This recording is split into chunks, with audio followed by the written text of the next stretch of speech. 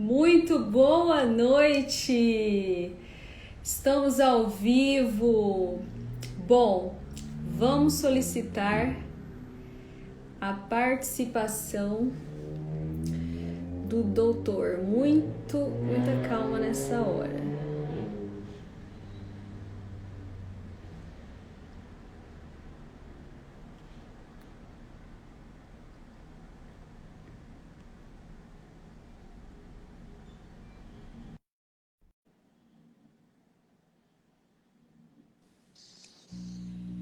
Boa noite! Boa noite, tudo bom? Tudo bom? Estamos ao vivo. Que ótimo. Tá me ouvindo bem aí, Camila?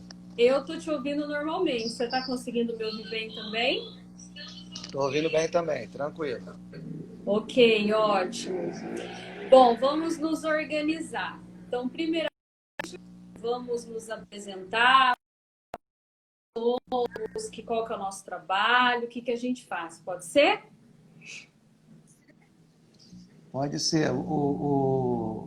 Tá tendo algum tipo de travamento aí, alguma coisa? Não, né? Não, aqui tá tranquilo. Tá Talvez joia. eu esteja ouvindo um pouco de eco. Só se eu baixar um pouquinho. Tá, Vê se melhorou. melhorou. Tá joia. Ok, vamos lá então. Bom, já me conhece, sou psicóloga, minha área de atuação principal é a clínica. Porém, eu dou aula num curso de especialização no CTC Veda, daqui de Maringá. Sou diretora da Associação de Terapias Cognitivas do Paraná. E a respeito do tema de hoje, eu já fiz um curso, inclusive, específico lá na Filadélfia, a respeito da ansiedade e como tratar, enfim, a ansiedade nos seus mais variados transtornos psicológicos. Bom, e você? Quem é você, Dr. Trotti? Me fala um pouquinho sobre o seu percurso, a sua carreira. Bom, eu sou médico cardiologista e trabalho com medicina, com saúde preventiva e medicina da longevidade. Atualmente eu trabalho mais no consultório. Também dou aula na Unicesumar e trabalho no SOS Unimed. Mas meu foco atualmente é mais o consultório. Ok, ótimo. Bom, pessoal, ao longo da nossa live, vocês podem ir fazendo algumas perguntas. Nós vamos tentar ficar antenados em relação a essas questões, para ir tirando dúvidas de vocês, ok? Bom, vamos dar início ao nosso tema. Nosso tema de hoje é ansiedade e do coração, né? Eu acredito que é um tema muito válido, inclusive para o momento atual que nós estamos vivenciando com toda essa pandemia. E além do mais, é um domingo à noite, né? Domingo à noite todo mundo já começa a ficar ansioso pensando como vai ser a próxima semana, né? Já começa a bater as preocupações, já começa a pensar sobre as obrigações, os boletos, enfim. Bom, o que nós poderíamos pensar sobre ansiedade, né? Como que nós chegamos até o ponto em que nós estamos hoje? A ansiedade, ela veio de uma questão evolutiva, né? Então, desde os primórdios, os primeiros homens que habitavam a Terra, né? Eles já tinham, né? A ansiedade era necessária para a manutenção da nossa espécie. Porém, hoje em dia, temos até que fazer uma reflexão a respeito disso. Hoje em dia, nós temos um mundo muito mais seguro, com muito mais recursos. E a questão é, por que que a nossa ansiedade tem aumentado tanto com o passar do tempo? Você tem recebido casos de pessoas se queixando a respeito da ansiedade no teu consultório? Então, Camila, isso aí tem acontecido direto, né? Ainda mais agora período de pandemia, né? Antes a gente já via com uma certa frequência, mas de uns meses para cá aumentou consideravelmente, né? A quantidade de pessoas que chegam com crise de ansiedade, síndrome do pânico, e às vezes até com queixas de dor no peito, batedeira, pensando até que está tendo um ataque cardíaco, né? A pressão às vezes alterada, beça, e as pessoas vão procurar primeiro, muitas vezes, o cardiologista, e a gente vê que, na verdade, se trata de uma crise de ansiedade, né? Certo, tá, ótimo. E quais que é um dos fatores pelos quais a nossa ansiedade tem aumentado muito? Não sei se você já leu ou se você já ouviu algo a respeito. Um dos fatores é justamente um dos desafios que a gente tem enfrentado hoje, conexões sociais. Nossos relacionamentos estão muito superficiais, estamos vivendo atualmente numa sociedade de que as pessoas tratam as outras de forma muito descartável, as pessoas elas não têm mais responsabilidade afetiva e, querendo ou não, haja coração para aguentar, né? Tantos términos, tantas separações, enfim, esse tempo de pandemia, eu ouvi notícias a respeito disso, que número de divórcios, violências estão aumentando muito, né? As pessoas, elas perderam a noção de que relacionamento, estabilidade é algo que a gente tem que construir juntos com as pessoas do qual nós escolhemos amar e, enfim, e estar do lado, né? E aí, somado a isso, temos todas as nossas obrigações profissionais, né? Estamos no mundo atualmente em que o mercado de trabalho, pesquisas científicas, tudo gira de forma muito rápida, a gente tem que se manter muito atualizado, principalmente no campo médico, eu vejo muito isso, né? Vocês têm muitos congressos, médicos sempre tem algum congresso para ir, né? E acompanhar tudo isso, toda essa evolução, não é fácil. E tudo isso nos gera o quê? Ansiedade, né?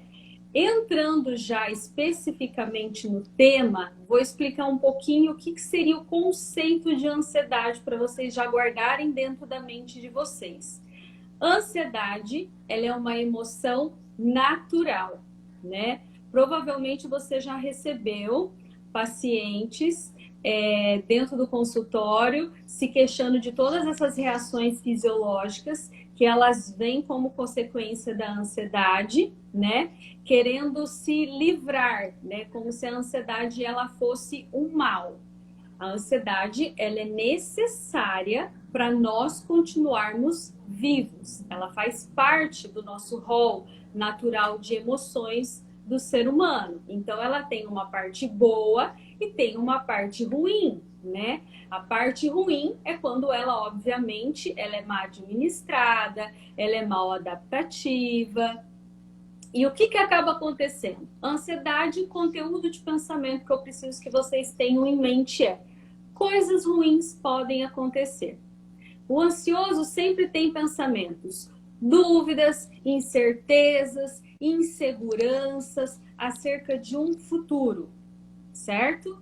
Então, a pessoa, ela vive com medo do que pode vir a acontecer, né? Uma coisa que eu costumo dizer bastante, que as pessoas ansiosas, elas não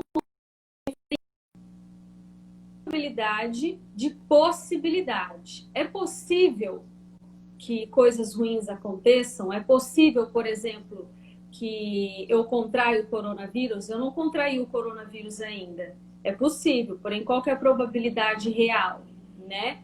Inclusive, o doutor contraiu o coronavírus, né? Eu tive. Então, eu tive um acho que quadro seria gripal. legal você falar um pouquinho da sua experiência, porque atualmente é o maior medo que as pessoas têm, né? Primeiro a gente tem que colocar que, apesar da gravidade toda que implica essa pandemia, a gente tem que entender que a grande maioria das pessoas, mais de 80%, vão passar por esse vírus assintomáticos, não vão ter qualquer sintoma. E desses 20% que vão ter sintomas, a grande maioria vai evoluir bem. A mortalidade que tem sido colocada nas mídias hoje chega a menos de 0,05% do total de pessoas que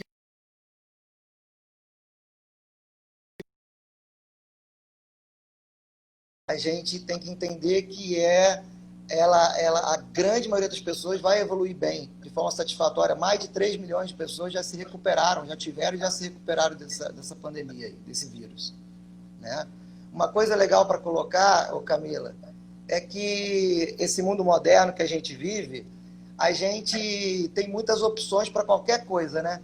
Então, por exemplo, você está num supermercado, você vai comprar um arroz, você tem várias opções. Quando eu vou fazer compra no mercado, a Fernanda vai comprar arroz. Eu chego lá, tem 10 opções de arroz. Eu falo, e agora? Qual que é o arroz que eu vou comprar? Só isso já gera ansiedade, porque eu compro lá o arroz X e eu penso assim, será que era para ter comprado o Y ou Z? Isso serve para tudo, né? Até, vamos dizer, comprar um carro, por exemplo. Você compra um carro lá, você fica numa dúvida danada de qual carro que você vai comprar, e depois que você compra, você fica com aquela sensação, será que eu comprei o carro certo? Não era para ter comprado outro? Então, tantas opções nesse mundo moderno, que se a gente não tiver uma espécie de filtro e não tiver um pouquinho de bom senso, a gente começa a ficar gerando ansiedade até sobre essas questões simples, né? De uma coisa que você escolhe e você pensa, pô, e aquilo que eu deveria ter escolhido, será que não era aquilo lá? E aí você já fica gerando uma ansiedade só por causa disso, né? E é legal comentar também que a ansiedade, a maior parte das coisas que a gente fica preocupado, o que vai acontecer amanhã, ou na semana que vem, ou no mês que vem, a maior parte das coisas simplesmente nem acontece, né?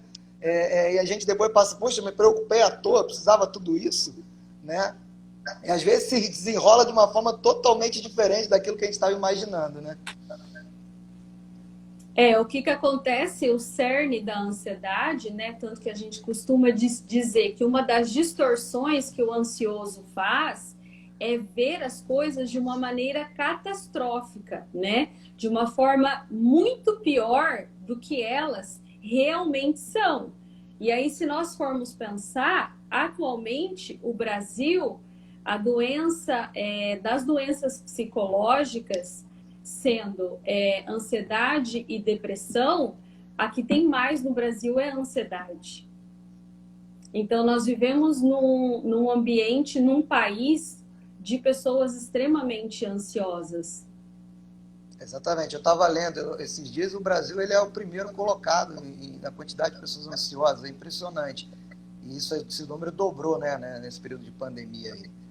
E é interessante que, assim, tem a questão que a gente tem que ter o controle dos nossos pensamentos, né? Essa questão de muitas opções nesse mundo moderno gera um pensamento acelerado. E o ser humano, a gente tem essa tendência de querer ter sempre mais, acumular, né? Então, assim, você compra, por exemplo, um calçado, um tênis, um sapato, e daqui a uma semana, daqui a um mês, você já não quer mais aquele sapato, aquele tênis, você acaba querendo comprar outro. E aí isso gera essa questão de você acumular e você querer ter sempre mais, e isso não preenche, não resolve, isso não tem fim. Exatamente. É um preenchimento do vazio, né? É uma sociedade muito líquida. E uma sociedade muito líquida em todos os aspectos. Em relacionamentos, seja o modelo do celular, seja o carro, seja a roupa, né? Porque a gente vive num mundo consumista, né? Em que o mercado tem que girar. E para esse mercado girar, cada hora surge uma novidade. E aí as pessoas, elas ficam ansiosas querendo entrar dentro desses padrões, porque parece que se você não entrar dentro desse padrão, você vai ser uma pessoa esquisita, estranha, que você não vai se encaixar socialmente, né? Por isso que é muito importante, igual você falou, a gente tem que trabalhar muito a questão de pensamentos, de valores que as pessoas têm, né? Tá, eu gostaria de abrir um parênteses, porque o que desperta essa ansiedade? É justamente, gente, a nossa forma de pensar. Então, quando a gente tem pensamentos de conteúdos catastróficos, né? De que coisas ruins vão acontecer, de que a gente está vivendo um perigo iminente, o que acontece? A primeira coisa que a gente sente é o quê? As reações fisiológicas. E as reações fisiológicas, elas vêm de uma forma muito intensa, né? O que seriam reações fisiológicas? Taquicardia, sudorese, enfim, parestesias. E, consequentemente, as pessoas elas acabam tendo comportamentos disfuncionais, né? O que seriam comportamentos disfuncionais? O padrão clássico da ansiedade envolve as pessoas começarem a evitar. É a evitação, né? Então, as pessoas elas começam a evitar relacionamentos mais profundos. Por quê? Relacionamentos mais profundos envolvem um investimento de energia. Exatamente, isso que você comentou é interessante, né? Essa questão dos relacionamentos. As pessoas são tão buscando a forma de preencher, às vezes, esse vazio, esse buraco no peito, que fica aquela situação superficial, né? A gente tem um relacionamento e aí, às vezes, dá alguma dificuldade, algum problema, e a nossa iniciativa, às vezes, é a descartar e não tentar tratar a questão, não tentar ver se o problema é dentro de você, se é você que tem que mudar a tua postura, tuas opiniões, não é isso? E nessa questão que você colocou dos sintomas, eu tenho recebido muitos pacientes por conta dos sintomas nessa questão de muita batedeira, pressão, às vezes, altíssima. Aí você olha e fala, ué, mas a pessoa nem tinha pressão alta e, de repente, chega lá no consultório com 20/11 de pressão. E ela, às vezes, tem aquela sensação de dor no peito, parece que ela está tendo um infarto, né? Parece que ela está tendo um ataque cardíaco, né? Algumas elas chegam ao ponto de comentar que dá aquela sensação de que vai morrer, uma sensação de sufocamento. Isso é como se fosse uma ansiedade já num extremo, que é como se fosse uma síndrome do pânico, né? E às vezes até em pessoas muito jovens, né? O que eu questiono muito, Camila, e eu fico inconformado, é a quantidade de jovens no consultório que estão totalmente dependentes de ansiolíticos e antidepressivos. E às vezes, 2, 3, 4. Porque ele vai no médico, o médico prescreve lá um antidepressivo, um ansiolítico, e aí os sintomas não melhoram, ele vai em outro e prescreve mais um, não troca, prescreve mais um, e daqui a pouco ele está tomando 3, 4. E sendo que vai muito além de você ficar se entupindo de medicamento, até mesmo uma pessoa jovem, como que pode? Eu sempre questiono isso para o meu paciente. Eu falo para ele assim, você já parou para pensar nisso? Que quando você nasceu, não estava programado que você ia estar dependente desses medicamentos? Será que a gente não tem que tentar arrumar outras formas de tentar melhorar isso?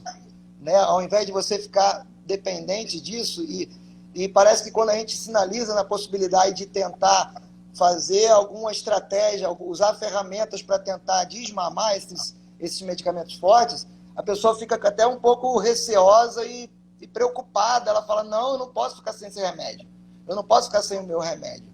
E tem situações que realmente a pessoa está tão desequilibrada, e aí tem a questão hormonal, tem a questão de deficiência de vitaminas e minerais, ela está tão desequilibrada que realmente, se ela ficar sem o medicamento, ela fica numa crise enorme. A pessoa, às vezes, chega a entrar no consultório tremendo, Camilo.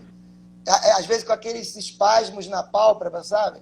Aqueles espasmos palpebrais, assim, que são aqueles espasmos contínuos, e a pessoa não consegue lidar com a situação. Já é uma situação que já até saiu do controle, realmente, muitas vezes, tu tem que entrar com medicamento mesmo, não tem jeito, né?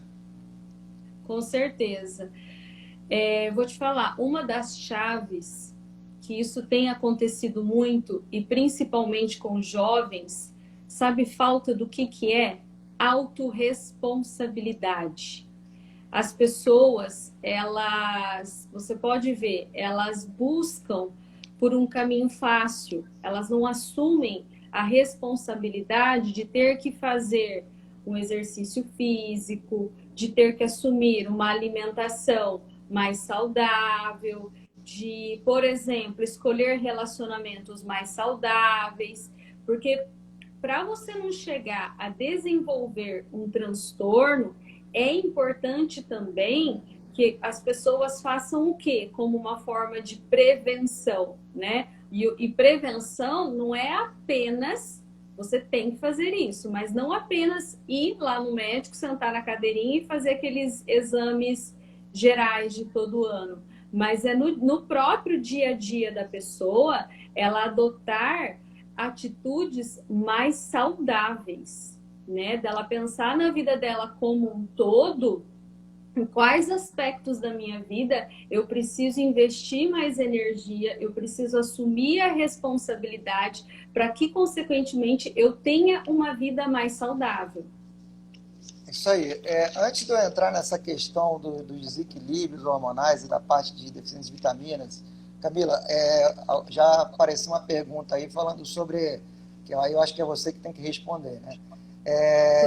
Traumas de infância pode estar relacionado com crise de ansiedade atualmente? Tá, traumas de infância pode estar relacionado a crises de ansiedade? É uma pergunta Pode. já complexa, né? É que assim, para uma pessoa desenvolver um transtorno, né, vai ser uma somatória de fatores. Muitas vezes é difícil falar especificamente, porque um transtorno mental tem essa característica de ser multifatorial, né? Então, nós temos que analisar de forma mais detalhada isso, mas como que se sucedem, né? Como que acontecem as crises de ansiedade, né? Principalmente no caso mais específico que você mencionou dessas reações fisiológicas, né? A crise de ansiedade, ela surge através da interpretação da pessoa de forma catastrófica as sensações fisiológicas, né? No caso do transtorno de pânico, acontece com 3 medos principais, a gente costuma dizer, que é o medo de morrer, né? E seria o medo de morrer de infarto ou medo de ter um AVC, enfim. E o terceiro medo que geralmente os pacientes com transtorno do pânico têm é o medo de enlouquecer. Por quê? Porque os sintomas, as reações fisiológicas, elas são tão intensas que a pessoa tem essa sensação de desrealização, né? De que ela está perdendo contato com a realidade. Mas ela não está perdendo contato com a realidade, né? Perder contato com a realidade tem a ver com outros transtornos mentais, mas não o transtorno de pânico. Então, o que acontece? A crise de ansiedade, ela vem de uma forma súbita, inesperada, e a pessoa interpreta isso de uma maneira catastrófica, fazendo o quê? Com que isso se potencialize, né? E a gente costuma dizer que essa crise, ela dura no máximo de 5 a 20 minutos, né?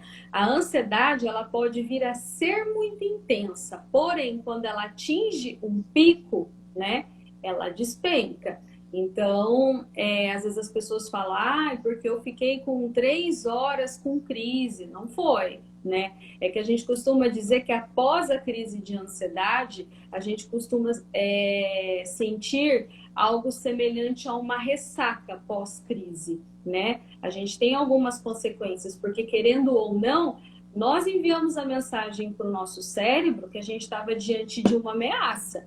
E o nosso cérebro, o nosso corpo, sendo o nosso amigo, ele vai preparar a gente para lidar com essa situação de perigo e ameaça. Porque o nosso corpo, ele luta a favor, né? O nosso corpo, ele quer nos proteger para que a nossa existência, para que a nossa espécie se mantenha.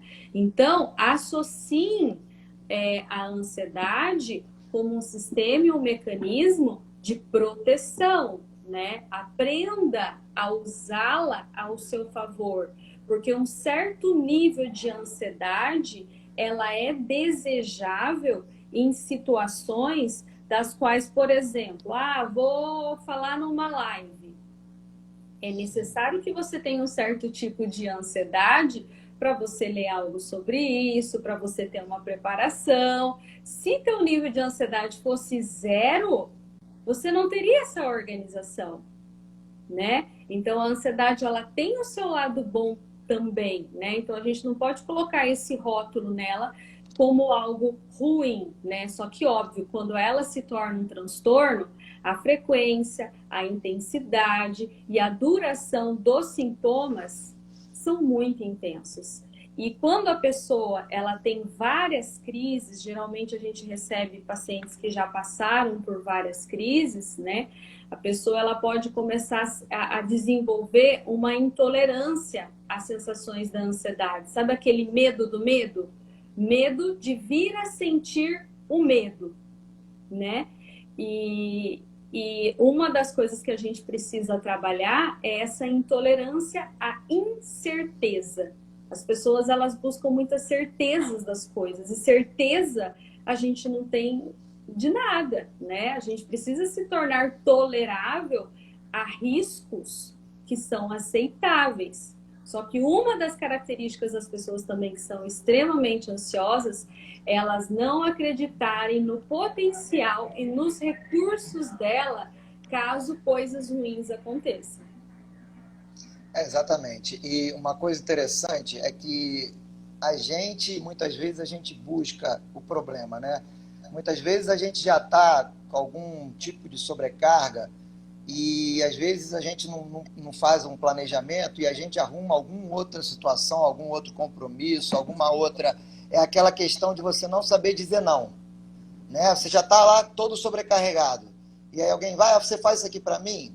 Às vezes isso acontece muito no trabalho, né? Eu pego muitos funcionários, principalmente às vezes de esses trabalhos de call center aí, que é muita sobrecarga realmente, né? E a pessoa enlouquece, porque é uma sobrecarga enorme. Então, as pessoas que fazem trabalho dobrado, fazem plantão noturno. Então, você já está com um monte de compromisso. E aí a pessoa vem, faz isso aqui para mim, resolve isso para mim. Aí você não sabe dizer não, então você vai acumulando. E aí, isso aí gera ansiedade, não tem como, porque você coloca o teu corpo, a tua mente, num excesso de sobrecarga, em geral, né?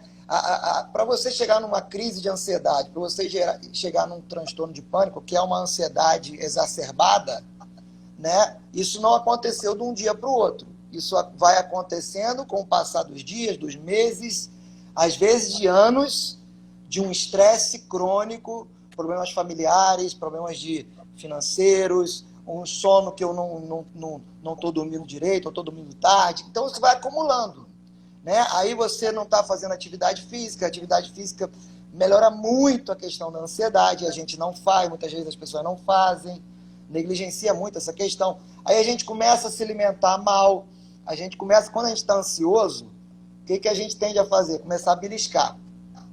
E nesse de beliscar, você não vai beliscar uma saladinha lá, uma alface, não. Você vai beliscar carboidrato, açúcar. E o açúcar gera mais ansiedade. O açúcar, ele causa mais dependência química, Camila, do que o cigarro e do que o álcool juntos. Então, assim, as pessoas não se dão conta, muitas vezes, que elas estão ansiosas porque elas estão comendo errado. Simplesmente isso. E aí você vai somando os fatores, né? Dormindo muito tarde, durante o sono tem vários hormônios que são produzidos na madrugada. Um deles, que é um dos fundamentais, é a melatonina, que é um hormônio poderosíssimo para controlar a ansiedade. E se a gente dorme tarde ou dorme mal, você compromete a produção desse hormônio, que é importantíssimo. Então, tudo isso vai gerando mais ansiedade. Por exemplo, você ficar no celular, usando o celular à noite, com aquela luz forte lá, ou usando notebook, tudo isso atrapalha o teu sono e gera mais ansiedade. Nesse período de pandemia tem aumentado muito a questão de ingestão de bebidas alcoólicas, né? Cigarro, aumentou muito. Quer dizer, tudo isso só vai piorando, vai desequilibrando mais ainda o organismo. Aí chega um ponto que você está com uma crise de ansiedade. Chega um ponto que você está num transtorno de pânico. Então, a gente tem que entender que nós temos a responsabilidade de controlar a nossa vida. Não dá para a gente colocar as fichas no psicólogo, no médico, como se ele fosse passar para a gente uma solução mágica, um comprimido mágico que vai lá e vai resolver todos os meus problemas. Não é assim que funciona. As pessoas têm que assumir as rédeas da sua vida em decisões pontuais, escolhas corretas, para que ali na frente os sintomas vão começar a melhorar e depois de algumas semanas, alguns meses, ela está resolvido o problema da ansiedade. Não é uma coisa também que vai controlar de um dia para o outro, né? Perfeita a sua colocação, perfeita. Assino embaixo totalmente. Eu falo isso diariamente na prática clínica. Eu vi uma pergunta aqui embaixo do pessoal me questionando a respeito de como controlar a ansiedade. O que é importante a gente pensar? Você não vai conseguir controlar para não se sentir ansioso. Ansiedade, dizendo primeiro ansiedade no nível natural, no nível saudável, tá? Então, a primeira coisa que você precisa aceitar na tua vida é a ansiedade e as reações fisiológicas que ela pode gerar. Porém, se for numa frequência, numa intensidade e numa duração muito frequente, o que a gente tem que pensar? Aí você necessita buscar por um acompanhamento, tanto médico quanto do psicólogo, para administrar essas crises, tá? E aí, obviamente, que dentro do consultório, além, né, dessas orientações que nós estamos passando aqui, né, nós faremos um tratamento mais específico e direcionado para que a pessoa consiga tolerar e aceitar essas sensações, né? Eu costumo dizer, eu sempre fui, doutor, muito... sabe, nesses parques de diversões, eu sempre tive muito medo desses brinquedos. E acho que foi no ano retrasado, quando eu fui com a minha família no Beto Carreiro, eu fiquei fixando a ideia na minha cabeça. Calma, Camila, porque a hora que você está na montanha-russa, o que é aquilo? É pura liberação de adrenalina. E eu ficava conversando comigo mesma. Calma, Camila, é só adrenalina. Vai passar. Não tem nenhum problema em você estar sentindo isso. Porque o que acaba acontecendo? Às vezes, se a pessoa ela é muito ansiosa, ela acaba evitando um monte de coisas da vida dela. Eu vejo pacientes que chegam num nível tão intenso de ansiedade que já não toleram ir para a academia, porque na academia acontece o quê? Uma ativação fisiológica. E na academia você vai sentir reações fisiológicas semelhantes a uma crise de pânico, né? Então é muito interessante essa questão das pessoas aceitarem esses sintomas e essas reações, que é algo que vai fazer parte da nossa vida e tudo bem, né? E é legal que, assim, como você falou, né? A gente, todos nós, não existe ninguém que não vai ter um pouquinho de ansiedade, né? Eu lembro quando eu era muito novo, mais novo, na época da faculdade, tudo, quando eu ia jogar futebol e a gente participava de campeonatos e quando chegava na final, eu sentia minha perna travar de tão ansioso que eu ficava. E me comprometia até meu rendimento no jogo. E aí eu fui aprendendo com o tempo, porque você tem que tentar tomar as rédeas. Então, Trote, tu tem que controlar isso. Eu fui controlando e é lógico que você vai amadurecendo também, e aí isso vai passando. Nós temos que tentar identificar os nossos medos, as nossas angústias, os nossos medos e tentar já controlar eles logo antes de começar. Eu tive um paciente que foi interessante, que ele falou isso. Ele começou ele mesmo falou para mim, eu comecei a ter controle. Quando eu percebi que ia começar a ficar ansioso, eu já falava, opa, não, segura, né? Não vai ficar não. E aí ele já tentava distrair, pensava em outra coisa, e ele mesmo falava, não vou ficar ansioso. E aí ele procurava se distrair, fazer alguma coisa que ele gostava. E aí daqui a pouco ele passou, ele não sentiu mais nada e já estava lá rindo, se distraindo com outras coisas.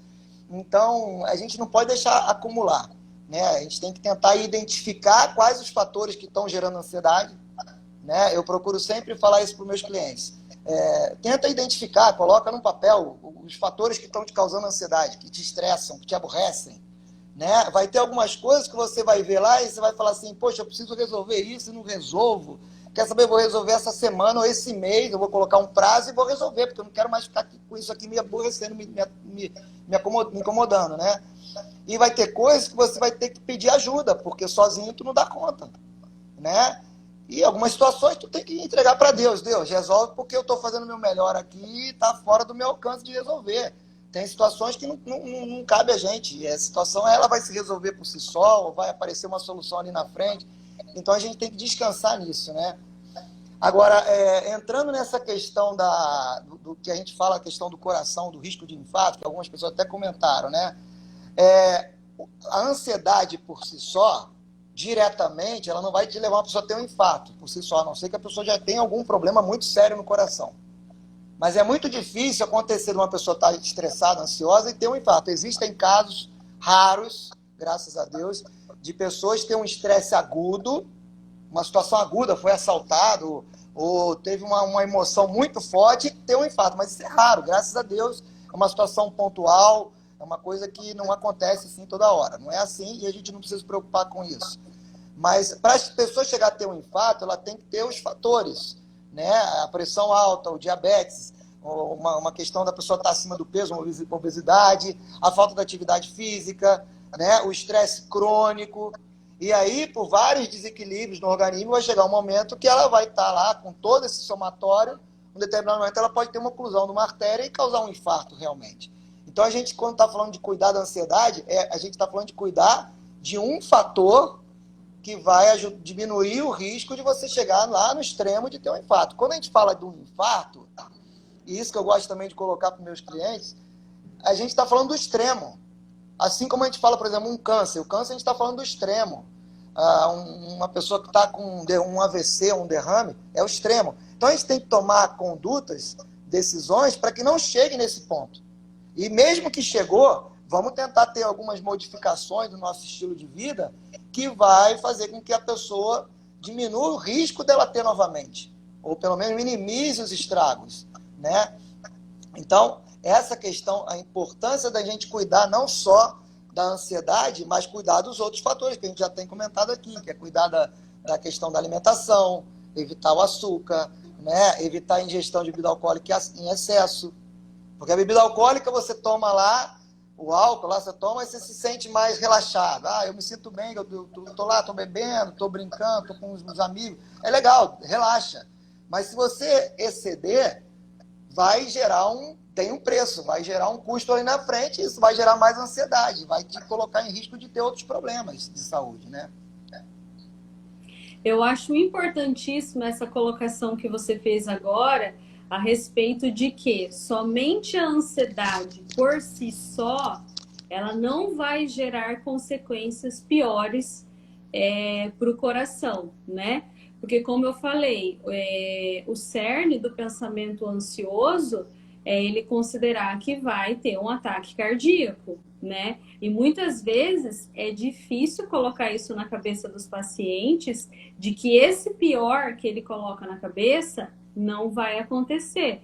Tanto que é muito comum pacientes que chegam aqui com transtorno de pânico, eles precisam ouvir do cardiologista ou já passaram por um pronto atendimento de que eles não vão morrer, que é apenas uma crise de ansiedade, aí tem que fazer um acompanhamento psicológico. Mas, obviamente, nós temos que estar em alerta, né, em relação a essa somatória de fatores, né? Que eu queria conversar. Pode falar. Pode falar. Eu queria entrar com você, daqui a pouco, na questão de tratamento. Como que você tem direcionado o tratamento dos seus pacientes? Então, antes de eu entrar no tratamento, colocando só algumas questões. As pessoas perguntam, mas eu não tenho controle na minha ansiedade. Realmente, tem situações que a pessoa já está num nível de ansiedade, de pânico tão grande que ela não tem realmente controle. Aí, muitas vezes, tu tem que entrar com medicamentos para pelo menos minimizar aqueles sintomas e a pessoa, pelo menos, poder começar a tentar controlar tudo isso aí, né? A questão da ansiedade, ela, de forma crônica, ela sobrecarrega o nosso organismo como um todo, né? Ela começa a ter desequilíbrios hormonais, ela começa a aumentar os níveis de insulina. O fato de você comer mais açúcar no período de ansiedade e estresse também vai aumentar mais os níveis de insulina. Então, aumentando os níveis de insulina, você sobrecarrega teu pâncreas, você coloca em risco de lá na frente tu desenvolver um diabetes. A insulina é um hormônio inflamatório quando ela está em excesso, e aí ela pode gerar inflamação a nível vascular dos vasos sanguíneos, e aí é o que pode, lá na frente, ter acúmulo de gordura nas artérias, né? Aumento da insulina, ela vai começar a reter os alimentos que você come, principalmente se for alimento de má qualidade, para gerar energia para a célula, mas o que sobra ela converte em gordura e armazena principalmente ali na região abdominal, que aí gera obesidade, aumento de peso, obesidade, e isso vai virando uma bola de neve, né? A nível, por exemplo, da tireoide, a tireoide é uma glândula, a tireoide e a suprarrenal, são glândulas extremamente sensíveis ao estresse. Então, o que a gente tem visto muito no consultório hoje? Pessoas com hipotireoidismo, tireoide descontrolada, que estava até, às vezes, compensado, ou nunca tiveram diagnóstico, e agora estão com diagnóstico. Por quê? Por causa que são meses de pandemia, são meses dessas preocupações todas em excesso, uma demanda muito forte para o organismo. E aí ela começa a ter um desequilíbrio da tireoide, a tireoide não consegue produzir seus hormônios de forma adequada, e ela começa a ter sintomas de cansaço, de fadiga, de sonolência, dor de cabeça, alterações da pressão, que pode estar relacionado com a ansiedade propriamente dita, mas também pode estar relacionado com o desequilíbrio da tireoide. E a tireoide alterada gera mais ansiedade, vira novamente uma bola de neve, vira um círculo vicioso. Então, muitas vezes, você tem que focar também em avaliar como é que está essa tireoide da pessoa. A questão do intestino. O intestino, ele começa a prender, a pessoa começa ou prender ou soltar. Ela começa a ter um desequilíbrio do ritmo intestinal. Ou a pessoa começa a ter o intestino solto, no período de estresse, de ansiedade, ou ela começa a prender de um jeito que às vezes as pessoas chegam lá no consultório e falam que elas estão uma semana sem ir no banheiro. Chega a ficar uma semana sem ir no banheiro. Olha o absurdo que é isso. Misericórdia! Não, e eu fico assim olhando assustado, a pessoa acha que isso é normal. Ela acha que é assim mesmo, ela acha que ficar 5 dias, 7 dias sem ir no banheiro é normal. E muitas vezes a gente tem que olhar para o intestino também, Camila, porque o intestino, ele é um órgão poderosíssimo no organismo. É o segundo cérebro. Exatamente. A maior parte da serotonina que é produzida no corpo é produzida no intestino, que é um hormônio, que é um hormônio ansiolítico. Ou seja, muitas vezes não adianta você ficar passando antidepressivo, ansiolítico, se a pessoa está com problema lá no intestino. O intestino não está funcionando direito. Então, tem todas essas questões, deficiência de vitamina D, que a pessoa não pega sol, ainda mais agora no período de pandemia, e às vezes nem sabe, nem tem consciência de que está com a vitamina D baixa, também gera ansiedade. Então, é todos esses somatórios aí que vão gerar cada vez mais ansiedade, vira uma bola de neve, e não adianta você passar lá, vai tomar um desses benzodiazepínicos aí, desses medicamentos fortes, tarja preta, que vai resolver teu problema. E aí cabe também ao psicólogo e ao médico ter essa ciência, essa noção de que não é uma coisa pontual que tem que fazer, né? É um somatório, como você falou, é multifatorial. Então, são vários fatores que a gente vai ter que ir colocando, e aí o papel do psicólogo é fundamental, porque ele identifica muito bem, né, essa questão dos traumas da infância, problemas lá do passado que não foram resolvidos, que ele tem que, às vezes, ir lá atrás, buscar para tratar, né? E aí tem toda essa questão que ele tem que tratar, melhorar a alimentação, dormir um sono adequado, e aí já entrando nessa questão do tratamento mesmo, né? Procurar tentar dormir mais cedo, né? Melhorar a qualidade da alimentação, reduzir a ingestão de bebida alcoólica, fazer atividade física. Eu não me conformo de as pessoas que estão ansiosas não fazer atividade física. Eu bato muito nessa tecla, Camila. Eu também bato, mas eu não digo nem as pessoas ansiosas, eu falo todos nós. Eu costumo dizer assim, nosso corpo é uma máquina. Para nossa máquina funcionar bem, tem duas coisas das quais a gente não tem escolha. Atividade física e alimentação. A gente tem que cuidar, porque se a gente não cuidar dessas coisas, uma hora o nosso organismo vai estourar. Exatamente. Uma experiência que eu achei fantástica. Eu cheguei para uma cliente minha, ela estava muito ansiosa, estava acima do peso, não estava dormindo. E aí eu bati muito nessa questão da atividade física, né? Eu falei para ela, você tem que fazer exercício. E aí ela falou, mas qual exercício? Eu falei para ela, qualquer um. Faz alguma coisa, vai procurar o que fazer, qual exercício você quiser, que desde que você faça. Né? Porque não adianta eu falar para a pessoa, vai fazer uma caminhada, eu não suporto fazer caminhada, tá bom. Vai para uma academia, eu não suporto academia. Não adianta, eu Tem tenho que falar muitas para ela, pelo possibilidades. menos, exatamente, pelo menos no início, faz qualquer coisa, faz o que está mais possível Qualquer nesse momento. coisa é alguma coisa. Você já vai estar saindo de onde você está. Exatamente. E só para colocar aqui, a atividade física ela diminui a mortalidade de todas as doenças crônico-degenerativas, todas, né? E a questão da atividade física, essa cliente que eu falei para ela, vai procurar alguma coisa que você queria fazer quando você era mais nova e que você não tinha oportunidade, agora você tem. Eu sei que ela depois voltou no consultório, um tempo depois, e ela foi se encontrar, você sabe onde, Camila? No boxe. Olha só, eu não Que falei legal, para ela. sensacional. Eu não falei para ela fazer boxe. Ela disse que ela estava passando numa academia e viu lá, e ela falou, eu vou lá experimentar, né? E ela gostou, fez uma aula experimental, gostou, e começou a fazer, pegou o gosto. E aí, quando ela voltou, ela falou assim, eu vou lá naquela aula de boxe lá, eu dou porrada naquele saco de pancada lá, e eu saio de lá leve. Descarrega tudo ali. Descarrega tudo naquele saco de pancada. E aí ela disse que o marido dela que agradece, porque ela agora chega em casa levinha, tranquilinha. Chega lá leve, de bom humor. Exatamente. E aí ela perdeu peso, ela está muito melhor, dormindo melhor, se alimentando melhor, não está mais tomando remédio de ansiolítico. Então, a gente tem que dar esse start. Tem pessoas que dizem, eu não gosto de fazer. Dá o start, porque quando você começa, no início você vai cansar, vai ficar super esgotado lá, mas depois o teu organismo vai pedindo mais. O exercício ele libera no nosso organismo a que a gente chama de endorfinas, que são aqueles hormônios que dão aquela sensação de bem-estar. Então é só você começar e depois você vai gradativamente aumentando. Lógico que também não vai fazer de uma hora para outra querer fazer muito exercício, porque aí você vai se cansar muito, vai passar mal e pode causar alguma lesão. Então tem que fazer isso gradativamente. Procura um profissional primeiro, avalia se você pode também fazer atividade física, óbvio, né? E depois tu começa. E nesse momento também é legal a gente considerar a importância de outros profissionais, não só do médico, também o psicólogo, também o nutricionista, o personal, que também vai dar esse apoio. Eles são especialistas justamente por causa disso, porque eles vão ensinar o caminho das pedras. É muito mais fácil você ter os resultados mais rápido se você procurar o profissional e seguir lá as recomendações deles, né?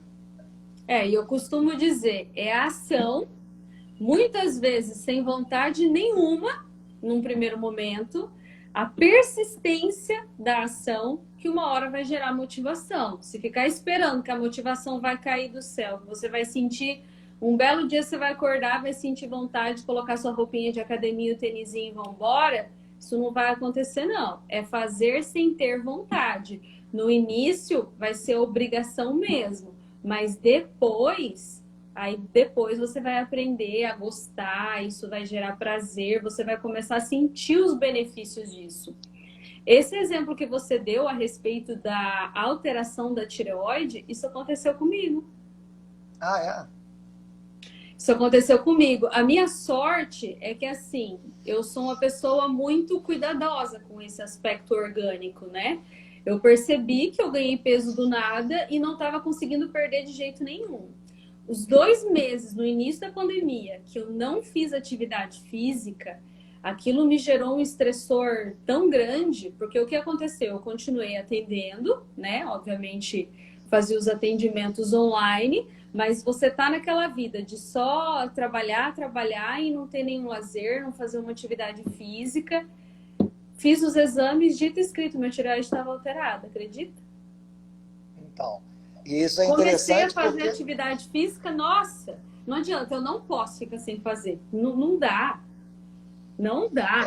E é interessante que assim, a tireoide responde muito bem à atividade física, o intestino responde muito bem à atividade física, o pâncreas responde muito bem, porque você começa a fazer atividade física, você mesmo já começa a se policiar mais com o que você está comendo, né? E aí você para de ficar comendo açúcar, uma coisa leva a outra, né? Aí aquele círculo virtuoso, né? Começa a ser uma coisa boa gerando outra coisa boa. Exatamente. Né? E no caso da suprarrenal, que eu acabei não comentando, quando a gente está estressado, A suprarrenal, ela aumenta muito a produção de cortisol, que é o hormônio, como você falou lá no início, né? Que é o hormônio que dá aquela ansiedade boa pra gente, mas que em níveis excessivos gera uma situação de descontrole, muitas vezes emocional e químico enorme no organismo.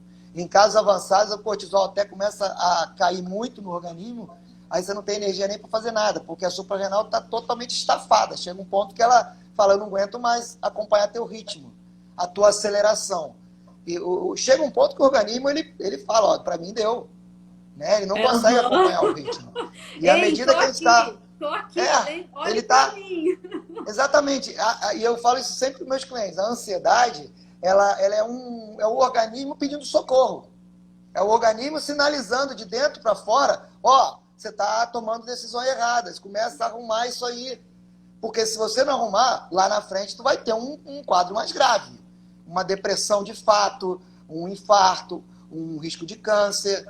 A pessoa não tem um infarto do dia para o outro, ou câncer do dia para o outro. Isso levou meses e anos de escolhas erradas. Então é isso que a gente tem que colocar, a importância da gente assumir isso. Né? E aí a gente estava falando da atividade física, nesse sentido é fantástico. É uma coisa que cabe a nós fazermos. Por exemplo, a pessoa fala, eu não posso agora gastar numa academia, porque eu estou apertado. Tá bom, então faz uma caminhada. Ah, mas eu trabalho, não sei o que. Tá, então dorme um pouco mais cedo, acorda um pouco mais cedo e vai caminhar. Entendeu? No YouTube, não tem desculpa. Tem vídeos de treinos de 15, 20 minutos, meia hora, o tempo que você quiser, de vários níveis. A questão Exatamente. não tem desculpa. Tem que Exatamente. fazer. Não tem saída. Aceita, isso que é mais fácil. É uma coisa que a gente tem uma tendência, nós seres humanos, temos uma tendência de fazer. Arrumar desculpa. Ah, eu não consegui por causa disso. Ah, eu não consegui por causa daquilo. Ah, por causa dos meus filhos. Ah, por causa do trabalho. Ah, porque eu cheguei cansado. Gente, temos que mudar essa postura. Eu tenho que arrumar um jeito. Eu tenho que colocar a atividade física como prioridade. É igual escovar os dentes. Você não fica pensando se tu vai escovar os dentes. Você escova os dentes todo dia, você toma banho todo dia. Isso tem que ser prioridade, atividade física. E mesmo que você não precisa fazer todos os dias da semana, mas coloca no mínimo 3 vezes, e o ideal é em torno de 5 a 6 vezes por semana, pronto. Entendeu? É como você falou, no início vai ser um pouco difícil, mas depois você se adapta, depois você sente até falta. Né? Aí, às vezes, a pessoa que, por exemplo, gosta de correr, chega um dia lá que está chuvoso, ela fica triste porque não vai conseguir correr porque está chovendo. Ela fica viciada em uma coisa saudável. Né? Ótimo. Muito legal. Bom, nós temos poucos minutos restantes. Tem alguma pergunta aqui do pessoal que não foi respondida? Alguma curiosidade? Algo que... Camila, enquanto você vai olhando aí, eu já vi aqui uma questão que a pessoa colocou ali, optar pelas escadas em vez de elevador. É exatamente isso, gente. É exatamente isso. É simples. É simples. Quando a gente fala de se exercitar, de fazer atividade física, é nas coisas mais simples. Esse mundo moderno, ele tornou a gente mais sedentário ainda. Né? Então, você hoje não precisa... É exatamente isso. As coisas estão fáceis, as coisas estão na mão. E cada vez a gente está ficando mais parado. Exatamente, né? E a questão, por exemplo, hoje do carro, você não precisa nem passar marcha. Você tem lá aqueles carros automáticos, com volante automático também. Ou seja, é tudo para deixar a gente mais sedentário. Se a gente não se despertar e falar, não, eu tenho que fazer meu exercício, a tendência é a gente ficar cada vez mais parado. E isso vai gerar problemas, né? E às vezes os idosos reclamam muito, eu tenho muitas dores nas pernas, dor no joelho, dor na coluna, ou os obesos. Não, eu tenho muita dor nas pernas se eu vou fazer exercício. Se você não emagrecer, essas dores vão piorar. Se você já tem um problema, e eu fico assim, até um pouco inconformado também com alguns médicos que falam que a pessoa não pode fazer exercício. Como assim? O cara às vezes está lá muito acima do peso. Não, você não pode fazer exercício, que você está com artrose no joelho. Peraí, tem outros exercícios, tem outras formas de você se exercitar que você não vai sobrecarregar o joelho. Você adapta, você arruma um plano B, mas não pode, se você continuar com aquele sobrepeso todo, ou com as dores, se você não passar disso aí, a tendência é que só vai piorar. Quer dizer, vai piorar mais ainda a artrose. a gente não pode parar. Corpo tem que estar sempre em movimento. Mente tem que estar sempre em movimento. Se a gente para, a gente adoece. É isso aí. Uma coisa que eu queria deixar, assim, já entrando no encerramento, é que a gente tem que tentar buscar opções que nos relaxem. É uma coisa assim bem simples. Eu acho que você deve falar isso todos os dias para os seus clientes, né? A gente sabe o que nos relaxa, né? É como eu falo, faz uma lista lá do que causa estresse e tenta ir tirando aos poucos, e faz uma lista do que te dá prazer. Ah, eu gosto de pescar. Então, programa para fazer uma pescaria com os amigos. Ah, não, eu gosto de ver um bom filme.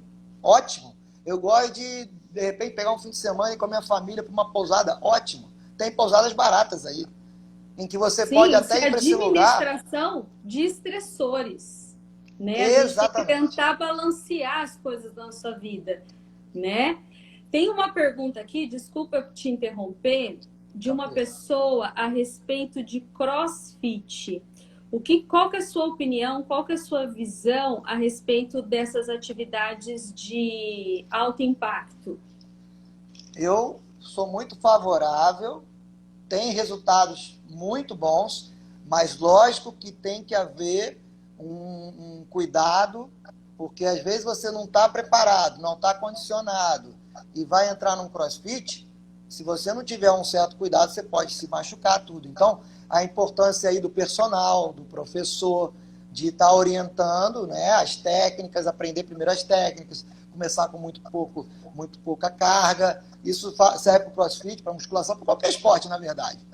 Você tem que começar bem devagar até o ponto que você vai estar lá pegando muito peso, fazendo com muita desenvoltura. O CrossFit é fantástico, tem um resultado muito bom, mas tem que ter o cuidado. Quanto maior a intensidade da atividade física, seja lá qual for, mais tempo você precisa para chegar nessa situação ótima em que você vai estar fazendo um exercício muito intenso. Então, isso tudo demanda um tempo, que às vezes é 1 mês, 2 meses, 3 meses, 6 meses. Então, a gente tem que ter paciência e a presença do profissional aí, do professor, para estar orientando os limites também, né? Ok, vamos encaminhar para o nosso encerramento? Assim, uma coisa que eu queria colocar também, Camila, não só a gente buscar escolhas corretas, procurar as coisas que nos relaxem, um bom livro, uma boa leitura, né? As pessoas falam assim, eu não consigo dormir. Experimenta pegar um livro para ler, né? Você começa a ler livro, na hora vem um sono, que ela não consegue ler nem 5 páginas. Então, exatamente. assim, experimenta, né? Desliga o Faça celular um mais teste, cedo. né? Desliga Esteja o celular. disposto a provar. Exatamente, né? Desliga o celular mais cedo, né? Procura se alimentar mais cedo. As pessoas, às vezes, não se alimentam bem durante o dia, chega à noite, 10 horas da noite, come um pratão de comida. O que você acha que vai acontecer? Não vai conseguir dormir direito. Vai gerar ansiedade, né? Porque o organismo, a hora que ele precisar descansar, ele vai ter que metabolizar tudo aquilo que você comeu, né? Tá. Então, a gente tem que ter essas escolhas corretas. Uma coisa que eu queria deixar como recado final, aí você já, se quiser, já pode encerrar, a gente tem que procurar não focar no que está faltando para a gente. Eu preciso disso, eu tenho que comprar isso, eu preciso... e aí você só fica nessa, eu estou ansioso, eu preciso comprar isso. E aí a gente começa a comprar coisas e daqui a pouco a gente está cheio de coisa para pagar e isso gera ansiedade. Não tem como. Então, em vez de a gente focar no que está faltando, Camila, a gente tem que focar no que a gente tem. Tem. É tão simples. E agradecer mais. A gratidão... Gratidão. É fundamental. A gente agradecer mais a Deus, agradecer mais pelo que a gente tem, agradecer mais pelas pessoas que estão à nossa volta, pela nossa família, pelos nossos filhos que estão aqui saudáveis. A gente vê tanta desgraça e a gente está aqui com a nossa família, a gente tem um lar. A gente tem que agradecer por tudo. Agradecer pelo sol, pela chuva. Eu tinha uma coisa que eu morava no Rio de Janeiro e quando chovia eu ficava chateada beça. Porque eu queria jogar bola, eu queria fazer alguma coisa na rua e não podia, eu ficava chateado. Quando eu vim para Maringá e eu comecei a ouvir as pessoas falando, não, a chuva, graças a Deus está chovendo, porque aí as plantações, né, a colheita, eu falei, caramba, como que eu era egoísta, cara, né? E aí eu falo, poxa vida, graças a Deus pela chuva. Às vezes está caindo uma pedal, graças a Deus. A gente tem que agradecer por tudo. Até mesmo as provações que a gente passa, alguma doença, algum problema, às vezes é uma forma de Deus fazer a gente amadurecer, crescer dentro daquela dificuldade.